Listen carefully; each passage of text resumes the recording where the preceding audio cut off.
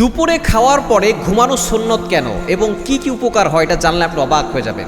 নবীজি সাল্লাল্লাহু আলাইহি সাল্লাম যেটা ১৫০০ বছর আগে বলেছেন, বর্তমানে চিকিৎসা বিজ্ঞানও বলছে যে দুপুরে খাওয়ার পরে একটু ১৫ থেকে ৩০ মিনিট যদি আপনি একটু চোখটা বন্ধ করেন, যদি আপনি নাও ঘুমান তাহলে আপনি উপকারটা পেয়ে যাবেন।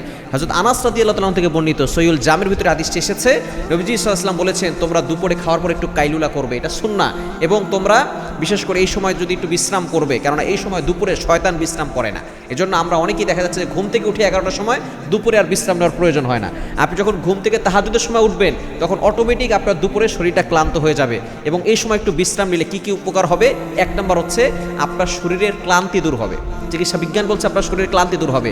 এবং দ্বিতীয় নাম্বার হচ্ছে ব্রেন পুনরায় সতেজ হবে। যখন আপনি সকালবেলা অনেক ভোরে উঠবেন, আল্লাহর ইবাদত করবেন, কাজকর্ম করবেন, দুপুরবেলা যখন খাবারের পরে একটু কাইলুলা করবেন, দেখবেন আপনার ব্রেন পুনরায় আবার সতেজ হয়ে যাবে। এবং ৩ নাম্বার হচ্ছে আপনার হার্ট ভালো থাকবে। হার্ট ভালো থাকবে। আমরা হার্ট ভালো রাখার জন্য কত কিছু খাচ্ছি, কত কিছু করছি। আপনি একটু ঘুমাবেন, এটা সুন্নতও আদায় হবে, আবার দেখা যাচ্ছে আপনার হার্টটাও ভালো থাকবে।